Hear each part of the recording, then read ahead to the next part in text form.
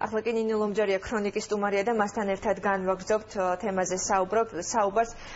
მოგესალმებით ქალბატონო ნინო.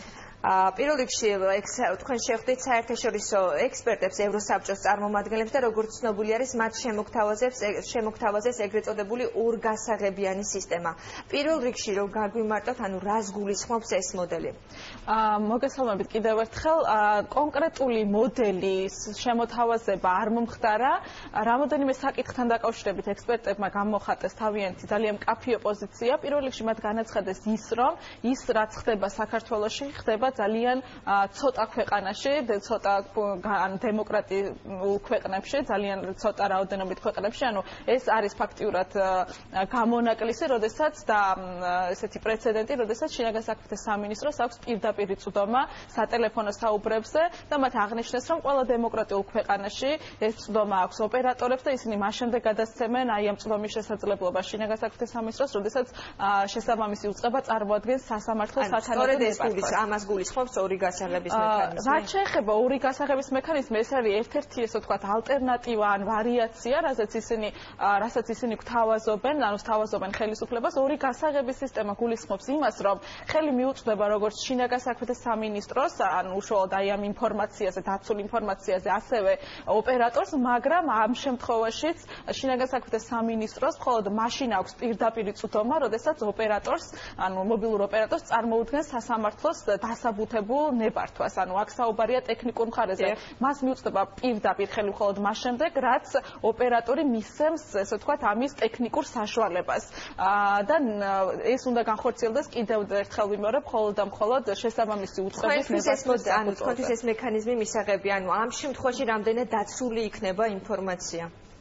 ჩვენთვის ყველაზე მნიშვნელოვანი არის ის, რომ შინაგან საქმეთა სამინისტროს თუ ეს იქნება უშიშროების სამსახურები არ მიუწვდებოდეთ ხელი ყველა სატელეფონო საუბარსა და კომუნიკაციაზე ნებისმიერი ადამიანი შეუზღუდავად, როგორც ეს არის შესაძლებელი დღეს. ვფიქრობ, რომ ამ შემოთავაზებას შესაძლებელია ეს შემოთავაზება დაექვემდებაროს განხილვას, თუმცა აუცილებელია არ დაგვაუწყდეს რამოდენიმე საკითხი. ამასთან ერთად, თუ კი თქვათ, ამ მოდელზე დავიწყებთ მუშაობას, აუცილებლად უნდა განვიხილოთ, ასე ვთქვათ, გამჭვირვალობის საკითხები აი ამ პროცესის. სწორედ ამის კითხვა მინდა, ანუ ეს მექანიზმი შეამცირებს თუ არა უკანონო ქმედებების ანუ რისკებს.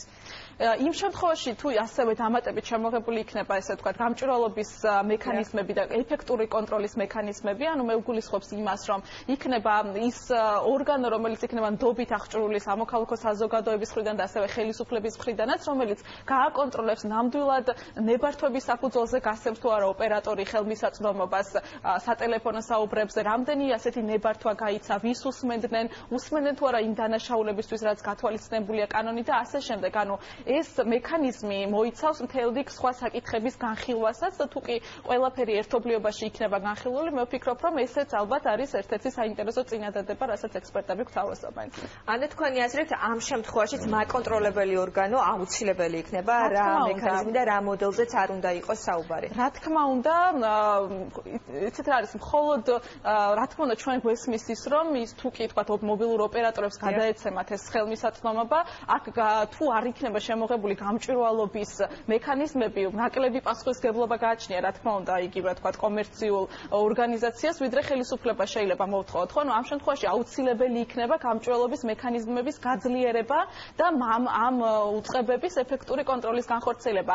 თუ კი ეს თქვათ დამატებითი მექანიზმები არ იქნება შემოღებული, მხოლოდ ის ფაქტი, რომ ოპერატორს გადავცეთ ეს შესაძლებლობა, რომ თქვათ მათ ნებართვის საფუძველზე გასცემს, ეს არ იქნება. და დასასრულს ძალიან მოკლედ რომ მიპასუხოთ, თქვენ როგორ ფიქრობთ, სწორედ ანუ ეს ამაზე შეჯერდება, ანუ კონსენსუსი აი ამ მექანიზმზე იქნება საბოლოოდ მიღწეული, ანუ რაზე ჩვენ ვისაუბრეთ?